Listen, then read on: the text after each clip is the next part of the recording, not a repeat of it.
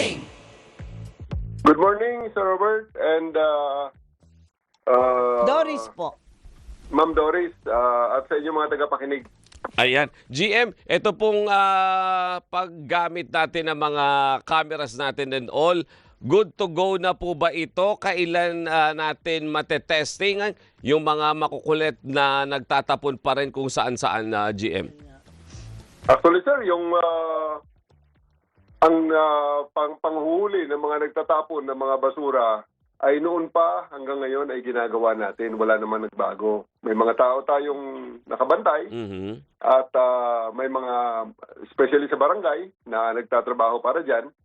Sa ngayon, dinagdagan lang natin ng teknolohiya. Kaya, good to go na tayo, sir. Ongoing na yan. At may mga mahuhuli na tayo at yan. At pag may mahuhuli tayo, makakagawa na tayo ng notice of violation para sa kanila. Ibig pong sabihin, anytime pwede na magpadala na ang MMDA. Paano po ba ang process nito, GM? Kapag nakita ninyo sa camera ninyo, syempre hindi naman ninyo ma-identify kung sino yan. Kung si Aling Simang Bayan, si Aling Barang, si Manong Ted, or kung sino man. Paano po ang magiging proseso at eventually malaman ng tao na, hoy, nakita ka ng camera, nagtapo ka. Oo.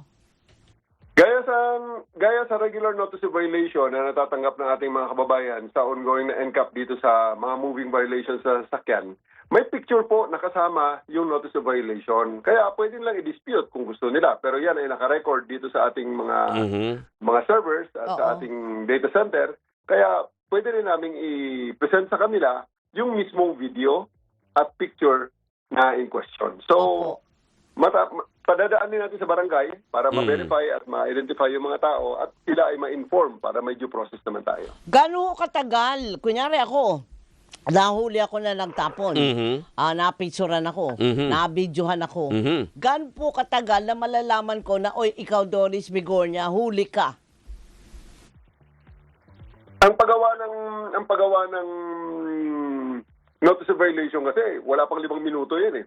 Ang pagpapadala na lang, papunta dun sa barangay at ang paggalaw ng barangay para ma-identify yung taong involved, yan na lang ang isa pang isi-stress test natin. Pero matetest natin yan. Pag mabilis naman ang barangay, di mabilis din lang ang proseso na yan.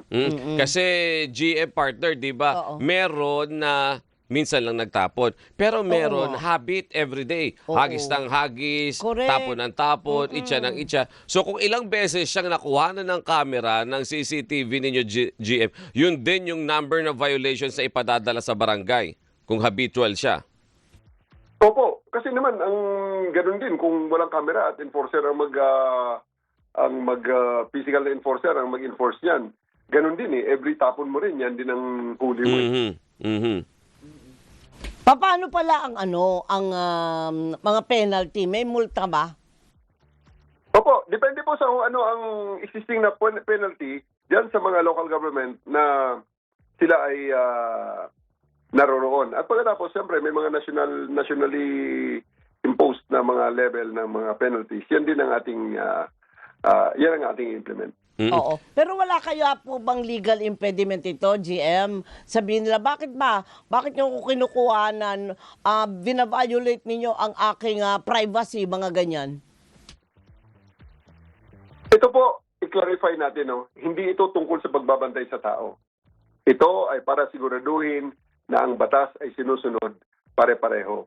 Ginagamit ng teknolohiya para maging patas at consistent ang enforcement. Hindi ito pananakot. Okay?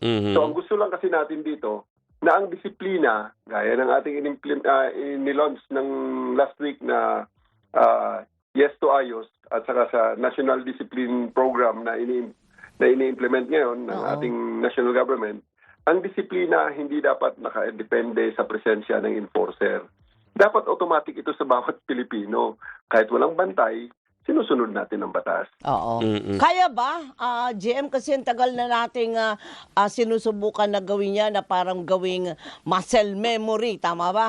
Doon sa mga ganyang klaseng discipline. Partner, meron silang bagong mascot. Si Lola, Disciplina. Kaya ba, sir? Kasi parang nawawalan tayo ng loob doon sa, paulit-ulit na lang, ang dami pa ring pasaway. So, ito nga ang na-realize natin na ang problema dati, paminsan-minsan ang huli, hindi tuloy-tuloy. Oo. Kaya ngayon, gusto natin, may consistency tayo, pare-pareho ang batas, tuloy-tuloy, araw-araw. Tapos walang pinipili dapat ng sistema. Kung tama ang ginagawa mo, wala kang dapat ikabahala. Sapagkat hindi ka naman huhulin sa NCAP dahil napili ka. Mahuhuli ka dahil may ginawa kang mali at may ebidensya ngayon, picture at video. Opo. Ano sinabi ni Robert na AI? Hindi pakipaliwanag, GM. Ang mga AI cameras kasi, napoprogram yan ng mga behavior ng mga tao na gusto niyong hulihin. Like sa ngayon, nakaprogram yan na pag walang seatbelt na nagbabiyahe dyan sa ating mga lansangan, pag wala ka seatbelt, nakuha na ka ng AI camera, pumipitik ang AI camera kasi nadidetect niya walang seatbelt yung tao. Or kung may hawak ng cellphone at nagpag-usap ka sa cellphone, yan, pumipitik din ng ating AI camera. Kaya binabalidate ng ating mga employees dito ang kuha ng AI camera, mga dispute nga ang ating mga employees dyan sa MMDA, at pagkatapos ay saka ipadala sa tao para pwede niyang i-contest o pwede siya magbayad ng multa kung sa tingin niya ay tama ang pagkakuha. Ang common pa dyan, partner, lagi, basta MMDA ang nanguhuli, Oo. ang laging sinasabi ng mga nanguhuli, bakit kami? Ba't di kayo manghuli sa iba? Bakit kami lang ang may camera? Ba't hindi nyo lagyan ng camera ng ibang Yan. lugar at lagi kami lang dito sa barangay namin ang lagi may huli? Correct. Mga GM, ano isasagot natin dyan? Alam nyo, yan ang rason kung bakit naglalagay tayo ng camera eh. Kasi mas gusto natin AI na no contact at teknolohiya ang nagtatrabaho. Kasi pag ganyan ang sitwasyon, mas kukunti ang diskusyon sa area, no? So, expectedly, mas kukunti ang aberya. Sistema ang nagpapatupad, hindi usapan. So, pag kayo ay nahuli ng camera, meron namang mechanism para kayo ay mag-contest kung gusto nyo. Andiyan naman ang mga contact numbers, contact persons, contact details. Kung gusto niyo itong i-contest niyo lang. Pero, yun, gusto natin na ito ay dokumentado, ito ay tama ang proseso, at most of all, merong due process. Ang proseso ay gumagana rin para sa tao. Opo. Bali, GM, dahil sa ang Metro Manila Council na plansya na po ito, naayos na po ninyo at alam na nila kung paano i-implement para hindi magkalituhan just in case. Yun nga Baka sabihin ng barangay, yung gawin ko dito, itambak lang sa opisina, Correct. hindi hanapin kung sino yung bigay yung notice. I-open na pa namin yan sa Metro Manila Council kasi ito initiative ng MMDA. Wala kasing, ang tingin kasi namin dito, wala namang bago sa ating ginagawa. Hindi ito bago eh. Ang panghuhuli naman ng mga litter bags ay ginagawa na natin ngayon. Tao natin nga lang ang gumagawa at ang mga barangay.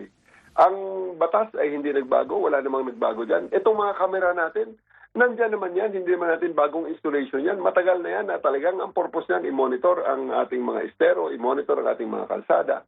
At pinagsama na lang natin ngayon, pinag-combine natin. So, I think wala namang serious legal implication unless na may mag-challenge dito sa korte. At itiaro ulit tayo. Pero I don't think na there will be basis for a TRO on this matter. Okay. GM, maraming thank salamat you. po. Thank you po. Good luck. Maraming at salamat din po mag-ingat. sa inyo at magandang umaga po sa ating lahat. Magandang Good morning po sa umaga inyo. po. Oh. Ay, partner, habol ko lang. Magtapon ng basura, sinasabi ko sa Oo inyo. nga. At magagalit sa iyo si GM.